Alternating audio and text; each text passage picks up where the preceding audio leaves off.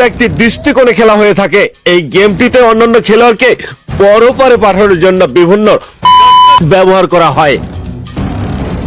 বলতে পারেন এটা একটি খেলা, যেখানে করার মাধ্যমে আপনি নিজেকে জয়ী হিসেবে আত্মপ্রকাশ করতে পারবেন।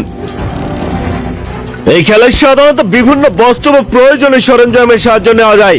এগুলোর মাধ্যমে আপনি আপনার শত্রুকে বিনাশ করতে পারবেন। এক কথায় ফ্রি ফায়ার খেলাতে মূলত প্রক্রিয়াটি সম্পূর্ণ হয়, যার মূল উদ্দেশ্য থাকে নিজেকে দিয়ে সেই খেলায় বিজয়ী হিসেবে প্রতিষ্ঠিত করা।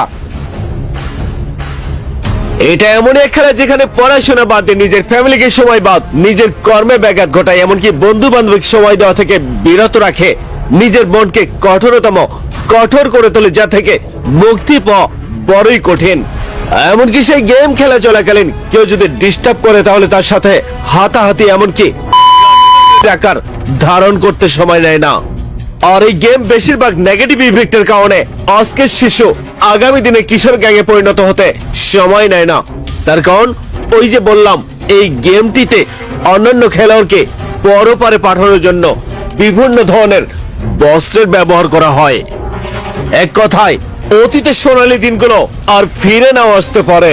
বন্ধুরা, সেদিন কি এমন ঘটেছিল সেটাই বোঝানোর চেষ্টা করছি। তার আগে সবার কাছে অনুরোধ রইল, এই ঘটনার সঠিক রহস্য উদ্ঘাটন করতে ফুটেজটি না টেনে দেখতে থাকুন।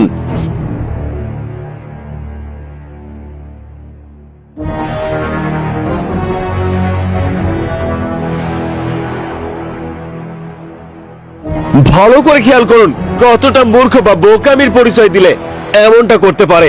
মোবাইল ফোনে চার্জ না থাকায় সরাসরি মোবাইল চার্জার লাগিয়ে বিরতিহীন ভাবে গেম খেলা কতটা অনিরাপদ বা ঝুঁকিপূর্ণ, যা কিনা কল্পনাও করা কঠিন।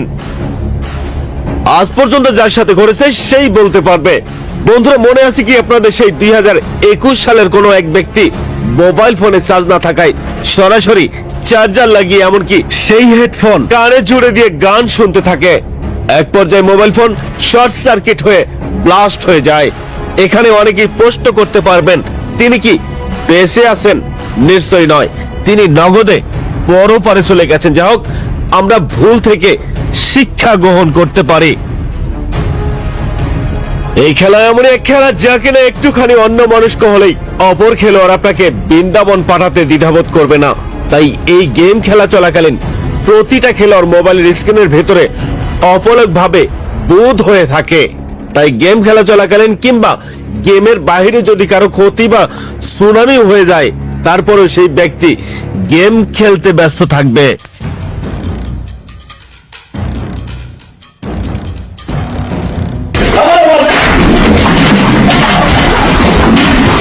আমি মনে করি এই ধরনের অনলাইন গেম খেলতে যারা আসক্ত তাদের ভবিষ্যৎ অন্ধকার, যার দায়ভার পুরোটাই সেই সন্তানের বাবা মার উপরেই নির্ধারিত হয়।